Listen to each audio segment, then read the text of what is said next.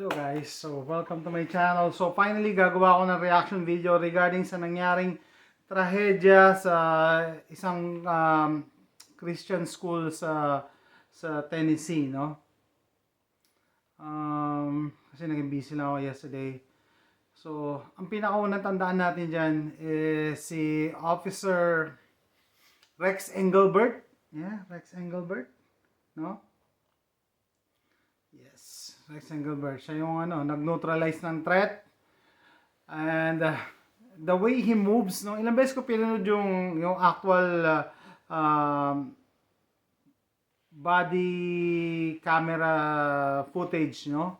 Paano nila nahanap yung shooter, no? Paano nila nahanap, and then paano niya na-neutralize. Sabi ko ba, parang hindi kaya veteran to, no? Kasi usually yung mga veterans sa army or whatever branch ng ng defense, pagkatapos ng service nila, pagbalik nila sa civilian life, usually nagpupulis sila. Pero ito yata nagpulis lang siya.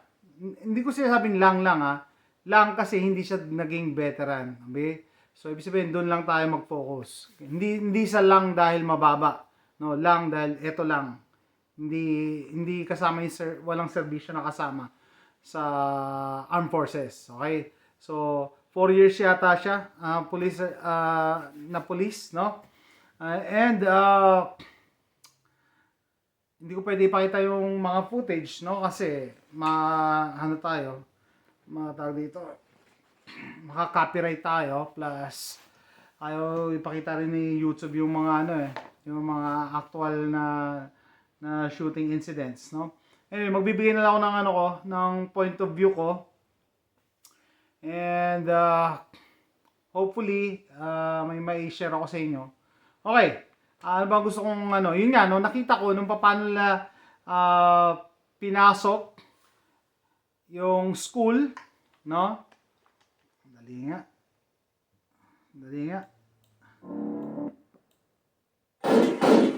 Ito yung pinasok. Gusto ko yung actual na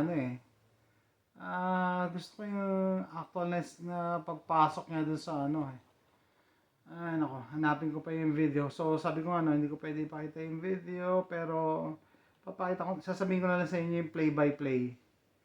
Okay? Unang-una, bago natin makalimutan, yung shooter is transgender. No? Bakit importante 'yon? Bakit importante 'yon? Kasi syempre, napaka-importanting detail noon, 'di ba? Christian school 'yon. Galit siya sa galit siya sa Christians, no? Galit siya malamang Catholicism, galit siya, no? So, teka lang, iyan natin, ayan. Kasi pagka pinakita yung video, sabihin na naman graphic. I'm making insert on the front side. Nashville, Tennessee. Papakita ko yung ikukwento ko na lang yung play-by-play. Ito, si Officer, ito si Officer Rex kasi siya yung naka-AR-15. Kinuha niya, mula nung dumating siya, hanggang sa neutralize yung threat, parang more than 2 minutes lang yung nangyari. More than 2 minutes! So, kung balikan nyo yung mga footage nung Uvalde, yung shooting sa Uvalde. Ha? 1 oras sila doon, naghintay doon sa corridor. May SWAT sila doon, naka full gear sila, may tactical vest, naka helmet, na bulletproof din, malamang. And then, may ballistic shield. May ballistic shield sila. Ibang bagay kasi pag may ballistic shield ka pwede ka tumakbo talaga sugurin mo kasi hindi ka naman mamamatay, di ba? Tapos, ang dami ka pang kasama sa likod. Bakit hindi ginawa sa Uvalde yan? Sasabihin nyo, baka kulang sila sa train. Talaga? SWAT yung mga yun. And matagal na yung iba dun sa law enforcement. Bakit hindi sila sumugod? Tanongin nyo yung sarili nyo. Unlike eto, no, dala niya lang AR-15, tapos syempre naka-vest siya, sugod siya. Tapos makita niyo pa doon sa footage, no, may makakasama siya, mga naka-pistol lang. Tapos yung isa naka-civilian, naka-jeans, tapos naka-blue na shirt, tapos naka-vest, tapos naka-AR-15. Isa sa mga learning experience ko dito, no, sabi nung dinedirect niya, sabi ko parang veteran to, kasi nag-assume siya ng leadership role during sa assault papasok ng school. sinasabihan niya yung mga kasama niya doon na fellow law enforcement. Sabi niya, rifle first. Ang unang papasok sa kwarto, rifle. Siyempre, rifle versus pistol, mananalo talaga rifle. Lalong-lalo na in a close quarters battle. No? Napaka-deadly ng 5.56 na round pagka short range. So ito, may pumara sa kanya. Ito, parang binibrief siya ng konti kung ano nangyayari. Tapos ito na. Ibiano ko na lang yung play-by-play para maganda yung natin. Hopefully napipick up yung audio. Officer Rex Engelbert. Yan. My windows, they're upstairs. Titignan natin yung time ha. Ang sabi niya, they're upstairs daw. Time is... Bago siya papasok. Kailangan niya lang 3 people. 3 people lang kailangan niya. Papasok siya. Samantalang dun sa Uvalde, sandamakmak sila dun sa Tapos yung isa, yung pulis, asawa niya pa yung nasa loob. Pinigilan. Pinigilan siya pumasok. Eto, pinasok talaga nila. Let's go! Ay, mamadali. Okay, time check, 1:09. Nakapasok siya sa pinto. 1:09 ha. Sabi niya, let's go, nagmamadali siya. And then, sinound nila yung siren, no? 1:09. Ito, nag-clear siya. Yung isa niyang kasama, naka-shotgun. Shotgun. So, shotgun, 5.56. Tapos isa, naka-pistol. Pistol lang to isa. Hindi nila alam eh. Kini-clear nila yung room. Nakakatakot yan. Although, hindi ko pa naranasan yan. Nakakatakot yan kasi hindi mo alam kung saan nagtatago eh. Next, let's go. So, iniisa-isa nila, no? Metropolis pa nga itong isa eh. Pero police pa rin. Pero ang assignment yan, transportation. Pero meron siyang pistol. Hold the door. Yan, kiniklear niya yung classroom. Time is 1:58. So, 1 minute. O yan, 1 minute na sila. So, 1 minute na sila. Yan, nagmamadali talaga. No? Mabilis talaga. Hindi nagmamadali. Ito, pumasok siya sa yung main entrance. Nakarating na sila sa main entrance. May naghihintay dyan. Okay, naririnig ko, nag-a-alarm na, no? Sinet yung alarm nung school. Take this with me. Take this. No, that's locked. Take this door. Take this 1 minute, 32 minutes. Talaga sinusuyod nila. Alam niyo ba yung pag nag-clear kayo ng room, talagang pinakamaliit na parte lang na katawan mo dapat ang nakalabas. Hindi ka pwede nakaganyan, mag-clear ka. Dahil paliliitin mo yung sarili mo. Sounds like it's upstairs. Paliliitin mo yung sarili mo. Maliit lang. So hindi ka pwede nakaganyan. Maliit lang. So time 3:05, so 2:05, 2:07. Yan, natin. Tapusin ko to ha. 2 minutes, 10 seconds. Nasa second floor na sila and naririnig nila nagpapaputok. So ito yung shooter ngayon. Nandun siya sa gilid. Binasag niya yung isang window tapos namamaril siya sa taas. Namamaril siya. Ang gamit niya 5.56. Para nakita ko may Keltec siya sa likod na nakasokbet. So ang gamit niya isang 5.56, isang PCC which is a Keltec sub 2000 at saka isang pistol. Yung parang ginagamit, ang plano niya yung sub 2000 yung backup niya eh. Okay? So ito, narinig nila 2 minutes 10 seconds, narinig nila pumuputok, takbo na sila. Ito, i-engage siya ni Officer Rex Engelbert. Ito na. Sinusundan nila yung tunog. Tatakbo na. Ito, engage siya na. 3 shots. No? 3 shots. No? Tumba. Tapos unboxing. Tapos yung naka-pistol, I'm sure yung naka-pistol, I don't know kung 40 yung dala niya o 9. Tapos makita nyo, after niya magpuputok, sinafety niya. Pinot on safety niya. Okay? Para hindi siya aksidente makabaril. Pero I'm sure, alam niya na down na yung shooter. No? Alam niya. Hindi tatayo. Sabi ko nga sa inyo, napaka-deadly ng 5.56 eh. Nakita ko yung damage nito eh. No? Lalo na siguro yun, ang lapit. No? 556, maximum 400 yards. Yards, hindi feet. 400 yards. Ito, what? 20 feet lang to. Ang lapit. Tapos ito naka-pistol. Apat. Binaril niya. Kasi ganyan eh. Ang usapan kasi, ang training yata sa kanila is, pag meron pang threat, allowed ka pang pumutok. So hanggat hindi binibitiwan nito yung barrel, either rifle or pistol, pwede mong putukan yan. Kasi threat yan eh. Kasi hindi mo alam kung anytime pwede siyang bumalikwas and mamaril, di ba? Siyempre, yung safety nyo ang i-consider nyo.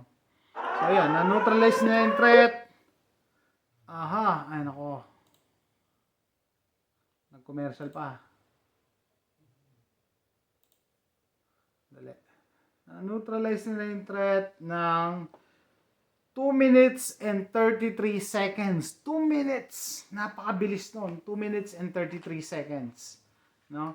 And maganda panoorin. Paulit-ulit yung yung body camera niya kasi makita nyo how he handled the gun.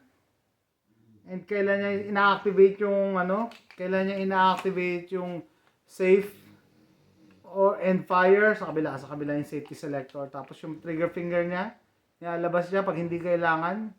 And then kung paano siya mag-pick, makita nyo kahit paano yung sa camera, paano siya mag-pick sa mga corners, pie.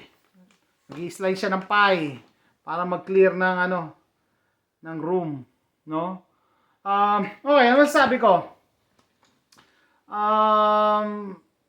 Bakit ko sabi ko from the beginning, sinabi ko importante na yung trans, no? Kasi yan yung gustong kalimutan ng mainstream media, yung pagiging trans niya. No, kasi 'di ba?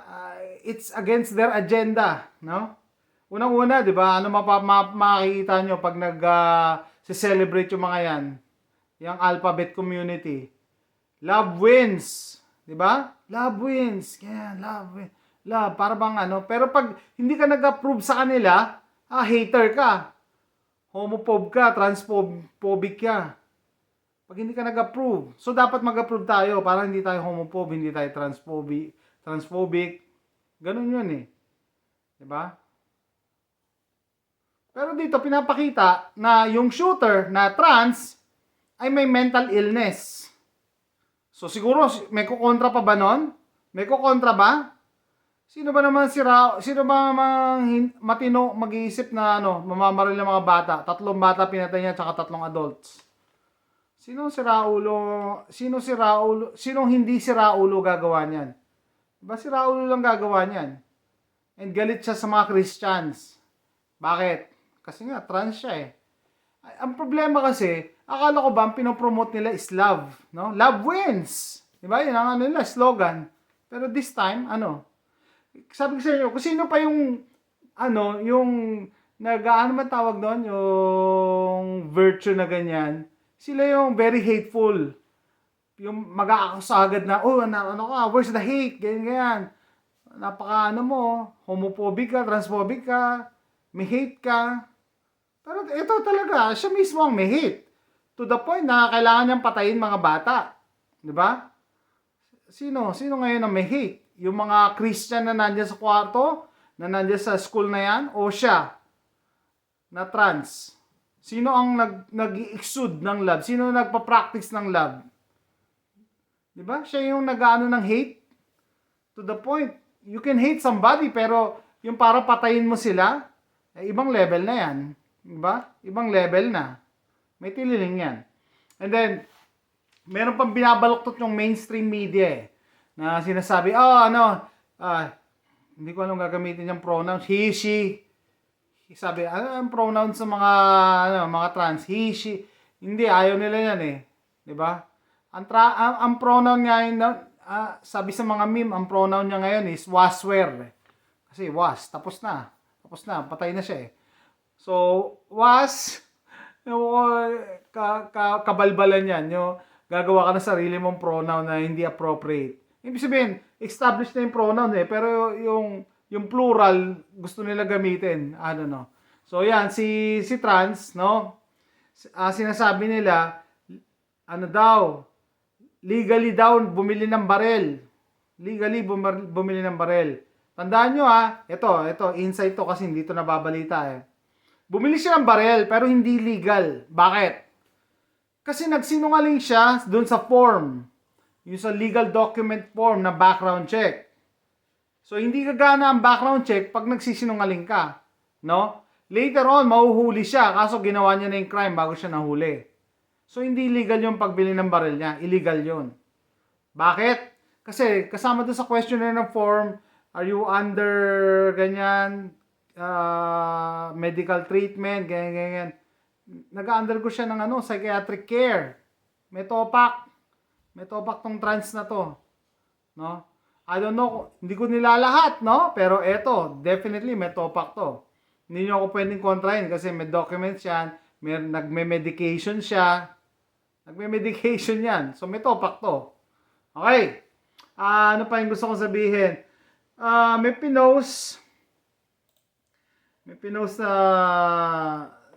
sa online, no? Na ang daming mga mass shooters na trans. Isama nyo pa, hindi na doon nasama yung pakita ko nga. Hindi ko pwede ipakita i-mention ko na lang. Gusto ko lang malaman kung sino tong mga to. Gusto ko lang makita. Yung mga shooter na trans. Okay.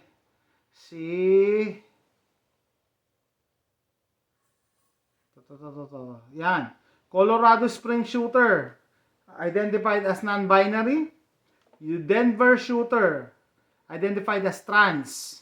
Aberdeen shooter, identified as trans. And then ito nga, Nashville shooter, identified as trans. Hindi pa dyan sinama yung sa Uvalde. Trans din yun, di ba? Yung sa Uvalde.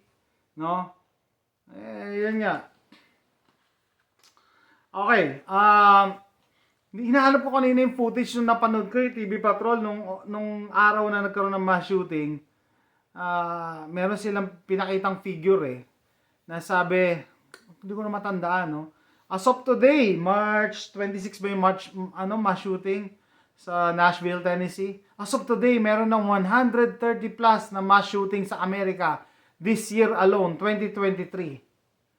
Maniniwala kayo doon sa ganong data? 120 plus na mass shooting na daw mula noong January hanggang March. Ito, palagi ko ito na-mention, di ba? Paano nangyari yun? 120. So, January, February, March. Hindi pa tapos ang March. So, kung 30 ang mass shooting per month, 3, 6, 90 lang yun. So, ibig sabihin, yung iba, 2 ang mass shooting per day. Maniniwala kayo doon? No? Kasi sabi ko nga, yung anti-gun group, yung left, yung Democrats, yung liberals, kung sino yung mga nagpupush ng box, sila lahat yan. Okay? Sila lahat yan. Okay? Gumagawa sila ng sarili nilang data. Kasi nga, sa internet, pwede ka naman gumawa Pwede kang gumawa ng sarili mong data No? Ang pinaka-accurate lang na data is yung sa FBI. Sa FBI na data. Okay? Hindi nila ginagamit yan. Kaya, napailing nga ako nung narinig ko yun sa TV Patrol na as of today, March 26, meron ng 120 plus na mass shootings. Ito talaga, so kahapon may nag-mass shooting, ngayon may nag-mass shooting, the other day may nag-mass shooting na naman, ba't di ko nababalitaan yun? Kasi hindi naman talaga mass shootings yun Sabi ko nga sa inyo, pag yung police nag-operate, no, at may napatay sila na 3 or 4, kinakount nila yun as mass shooting. Kinakount nila yun. Pinapading nila para dumami. Para matakot kayo. Matakot ang buong mundo. Matakot ang buong Amerika. No? Mga voters sa Amerika. Bakit? Hindi napansin, no? Ang unang sinabi ni Biden nung nabaltaan yung ipupush ko yung gun control. Kailangan yung assault weapons ban. Diba? Bakit ang concern niya? Ba't ang concern niya yung baril? Hindi yung trans. Ba't niya ipagbawal yung trans? And na-mention ko nga, daming trans, non-binary pa yung isa na namamaril. Bakit? Kasi wala silang mapapala doon. Yun ang gusto nila mangyari. Transhumanism gusto nila i-promote na wala ng lalaki, wala ng babae. No? Labo-labo na. Kasi gusto nila magkawatak-watak, masira ang pamilya. Gusto nila. Kasi mas madaling makontrol. Mas madaling makontrol. Etong baril na to, kahit anong gawin ko to, kahit ikasa ko yan, ilagay ko yan dyan, walang babarilin yan, kahit anong mangyari. Diba? Kailangan mo nito. Kailangan mo ng trigger finger para pumutok yan. Kahit pa napaka-deadly ng 5.56 in close quarters, walang mapapatay ang baril na yan. Wala. Naniwala kayo sa hindi. Diba? Bakit? Ito ang tanong. Bakit? Bakit nagkakaroon ng mass shooting dyan? Ganyan. Ba't sa Pilipinas walang mass shooting? Kasi wala silang mapapala sa Pilipinas. Walang mapapala sa Pilipinas. Ba't kailangan mag-mass shooting? Naalala nyo nung panahon ni Lacson? Panahon ni Lacson, ano ba siya? Nung may pinupush din sila dun eh. May pinupush din sila, bigla nagkaroon ng LRT bombing. Diba? Ganun lang eh. Eh ngayon, kailangan nila dito ng ano. Kasi, unang-una, inaabangan ko yung April 1, diba? April 1, mag-start na yung ATF rule na pistol brace. 40 million ng pistol brace dito sa US, baka lagpas pa. So imagine niyo 40 million na magiging felons, no? So katakot-takot na lawsuit ang inabot ng ATF. Yung iba nga kinukol na para ma-disband ng ATF or mawala eh. Okay? So babalikan sila ng ginawa nila, no? And may mga rules na in-overturn ng Supreme Court, yung ATF pahiya. Yung regarding sa California handgun roster, wala yan, mawawala yan. So it's crumbling. Yung pinupush nila agenda, nagbabagsakan na. No? Ngayon, sama niyo yung ATF na pistol brace rule, babagsak din yan. Tatamaan niya ng ATF. Yari sila. Either ma-abolish sila or ma-defund sila. Kaya anong relationship niyan? Kasi alam nyo ba ngayon, desperado na ang Democrats dito sa US. Desperado sila. Kasi unang-una, ang nakaupo sa gobyerno dito, Democrats. Diba? President, sa Senate, Democrats. So basically, Democrats na nagpapatakbo sa US. Ay problema, bagsak ang US. Bagsak ang US, bagsak ang dollar, bagsak ang petrodollar, baka nga mawala na ang petrodollar. Kita nyo, hindi na gagamitin ng dollar sa pagtitrade ng oil ng Saudi Arabia, India, China, Russia. Sibak ang dollar, babagsak. Ibang topic yan ha, pero kita nyo, related. Tapos, malang gas, malang bilihin, grabe ang inflation, lahat dito mahal, bahay mahal, pagkain mahal. Ibang-iba ng panahon ni Trump, na Republican na nakaupo, ngayon Democrats na nakaupo, hindi nila maitatanggi, mahal lahat. No? Mahal. Okay? Tapos magmamahal pa yan next year or the following year pagka Democrat pa rin nakaupo. Baka nga actually technically nasa recession na daw dito. Ayaw lang aminin. Alam nyo ginawa ng administration ni Biden, iniiba nila yung definition ng recession. Grabe, no? Dahil nasa recession na, iniiba nila yung definition ng recession. Okay? Parang ganyan yung ginawa nila sa box eh. Iniba nila yung definition ng box. Okay?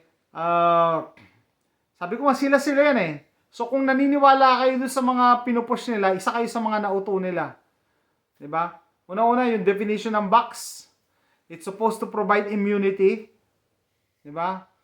Pero ano nangyari? Iniiba nila yung definition. Hindi daw kailangan na ma-immune. Na ma-immune ka. Malilesen lang daw yung hospitalization mo, malilesen lang, hindi ka daw mamamatay. Pero that is not true again, it's a lie. Kasi marami pa rin nagkakasakit, kung sino pa yung may mga vaccine, yung pa yung nagkakasakit.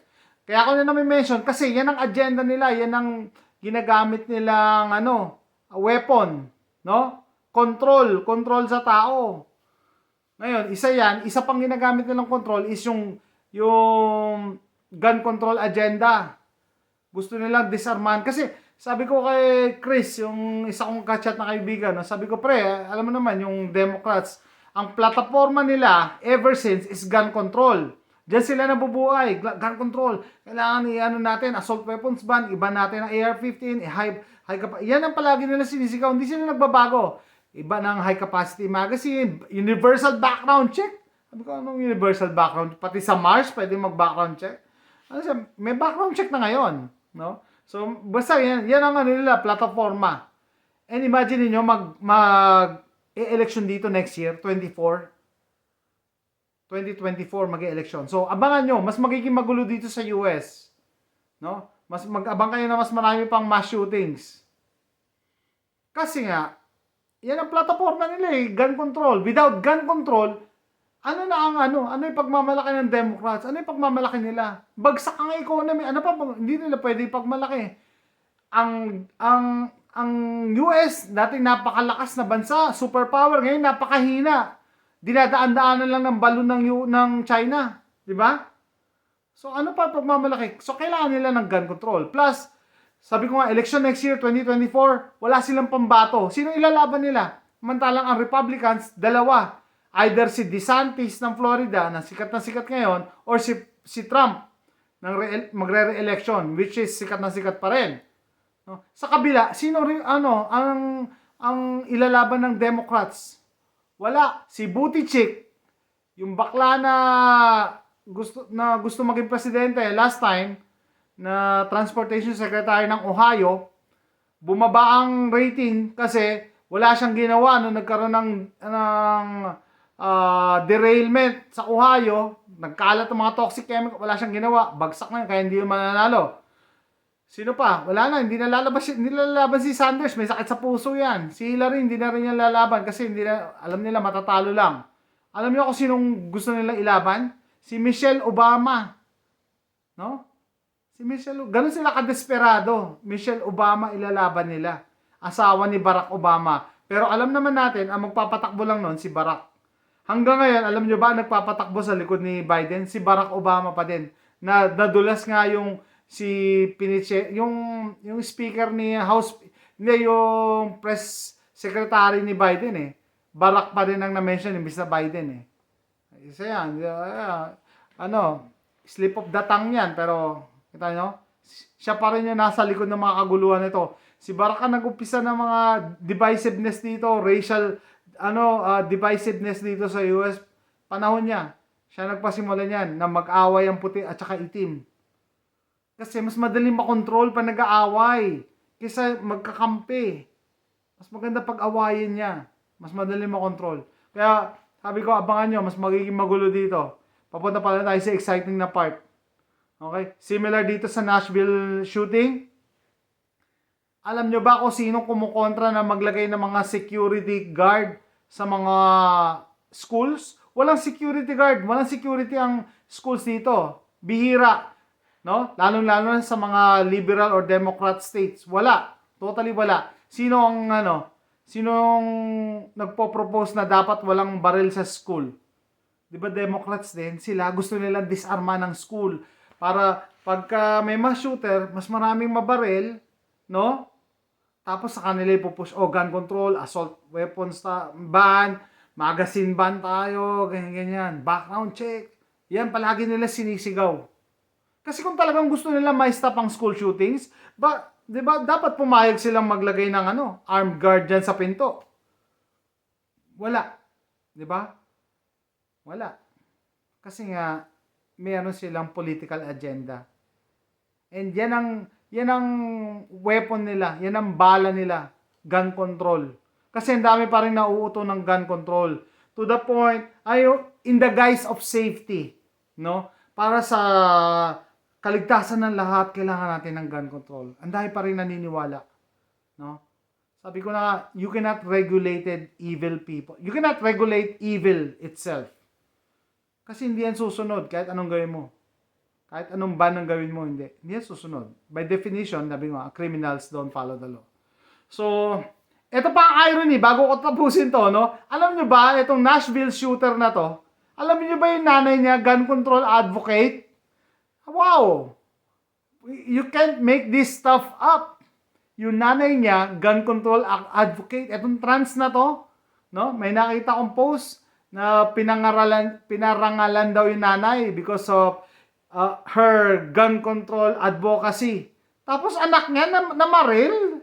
Pero hindi pinupush sa media yan, hindi in-expose. Di ba? Bakit? Kasi bayad eh. So that's it guys. Tapusin ko na 30 minutes na to, no? Hopefully nag-enjoy kayo. And busy. Maraming kaganapan ngayon, no? Abangan nyo. Bye.